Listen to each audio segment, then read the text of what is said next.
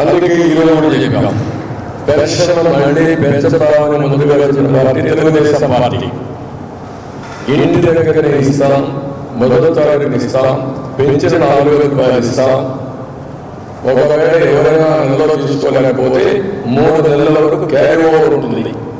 ఒక నెలలో తీసుకుని నెక్స్ట్ మంత్, ఇది 3 నెలల వరకు ఒకేసారి తీసుకుని వెసులుబాటు ఇస్తామని చాలా స్పష్టంగా చెప్పాం. రెండవది, నేను ఆ రోజు పెన్షన్ తీసుకోవడానికి ఊరికే రావాల్సిన పని లేదు. అథెంటికేషన్ ఉంటే వాళ్ళు ఎక్కడున్నా డబ్బులు తీసుకునే విధానానికి ఇంటికి నేను అనుమతి ఇచ్చాను. ఒక విలేజ్ టౌన్కి వస్తాను పిల్లల కోసం, అక్కడ కూడా ఇచ్చా. వేరే ఊరికి పోతాను, అక్కడ ఇచ్చా. టెక్నాలజీ వచ్చిన తర్వాత ఆ ఊరే కాకుండా ఆ ప్రాంతమే కాకుండా ఏ ప్రాంతంలో ఉన్నా పెన్షన్ ఇచ్చే వెసులుబాటు మనకు ఆటోమేటిక్గా అథెంటికేషన్ వచ్చేస్తుంది. వాళ్ళు రాజేశారా లేదని ఐడీ వచ్చింది, ఫింగర్ ప్రింట్స్ వచ్చాయి. నేనే డిజిటల్ కరెన్సీకి రిపోర్ట్ ఇచ్చాను. ఏ డిజిటల్ ట్రాన్సాక్షన్ లో ప్రపంచంలో ప్రధానం. కాబట్టి ఇవన్నీ చేసి ఇంత నీచంగా ఇంత దుర్మార్గంగా ఇతను ప్రవర్తించడం అనేది చాలా నీచాతిరీచమైన కార్యక్రమం. నేను ఒకటే కోరుతున్నా, ఎలక్షన్ కమిషన్ ముందు ముఖ్యమంత్రి నైతిక బాధ్యత వహించి నీ చేతగానితనం వల్ల, నీ దురుద్దేశంతో కూడిన యాక్షన్ వల్ల కొంతమంది పెన్షన్ చనిపోయారు.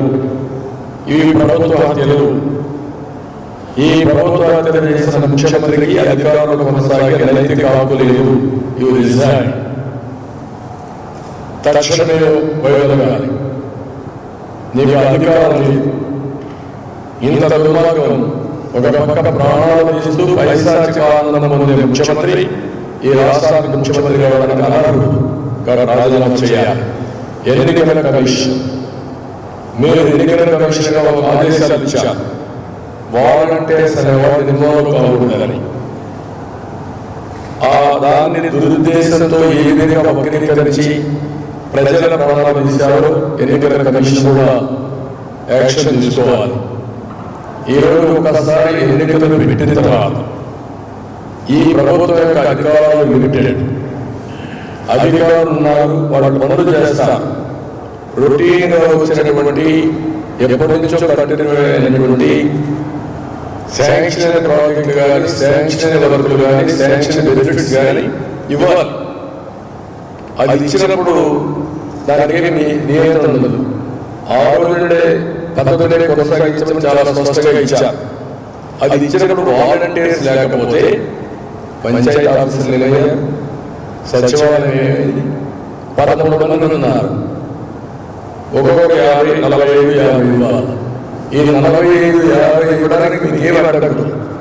ఎందుకు ఫెయిల్ అయ్యారు అంటే ఒక సైకో ముఖ్యమంత్రి ఇవ్వదని అడ్డు పెట్టి అధికార యంత్రాంగం ఎవరైతే పంచాయతీ ఆఫీసులు, సచివాలయం 13 మంది ఉన్నారు. ఒక్కొక్కరు 50, 45, 50 ఇవ్వాలి. ఈ 45, 50 ఇవ్వడానికి ఏమి అడగదు. ఎందుకు ఫెయిల్ అయ్యారు అంటే ఒక సైకో ముఖ్యమంత్రి ఇవ్వదని అడ్డు పెట్టి అధికార యంత్రాంగం ఎవరైతే ఉన్నారో, Jawahar Reddy chief secretary, Dhananjaya Reddy principal secretary, Muralidhar Reddy concern pension సుజాతను, వీళ్ళందరూ కలిసి ఇష్టానుసారంగా వీళ్ళని దెబ్బతీసే పరిస్థితికి వచ్చారు. అంటే ప్రజలు ప్రాణాలు తీసే పరిస్థితికి వచ్చారు. మీరు ఏమాత్రం ఆలోచించున్నా, మీ డ్యూటీ మీరు చేస్తున్నా వీళ్ళు చనిపోయే పరిస్థితి లేదు. ముఖ్యమంత్రి పైశాచిక ఆనందం కోసం ఆఫీసర్లు కొలువులై ఇలాంటి దుర్మార్గం చేయడం చాలా నీచం. దీన్ని క్షమించడం నేరం. అందుకే ఎన్నికల కమిషన్ ఎంక్వైరీ జరగాలి, ఎంక్వైరీ చేయాలి. ఎందుకు ఫెయిల్ అయ్యారు వీళ్ళు, ఎందుకు వేరే ఎందుకు వెళ్ళలేదు. మీరు ఆదేశాలు ఇచ్చారు. మీరు ఇచ్చిన ఆదేశాలు చాలా స్పష్టంగా వాలంటీర్స్ ఇన్వాల్వ్ కావడం మాత్రం చెప్పారు. ప్రత్యామ్నాయ ఏర్పాటు చేసుకునే బాధ్యత అధికార యంత్రాంగానికి ఇచ్చారు. సేమ్ ప్రొసీజర్ పెట్టుకునే అవకాశం కూడా ఇచ్చారు. ఇంటి దగ్గర ఇవ్వదని ఎక్కడ ఆఫీసర్ చెప్పలేదు. అంటే ఉద్దేశం ఏంటి? ఇంటి దగ్గర ఇవ్వచ్చారు కదా, ఎందుకు ఇంటి దగ్గర ఇవ్వలేదు? ఈ ఆన్సర్ దిస్.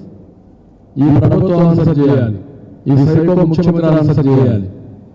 ఆన్సర్ చేయకుండా మభ్యపెడుతూ ముసలివాళ్ళు కావాలని వాళ్ళు చేశారు, వీళ్ళు చేశారు, అపోజిషన్ చేసింది, చంద్రబాబు నాయుడు చేశాడు అని తప్పుడు సమాచారం చెప్పే పరిస్థితి.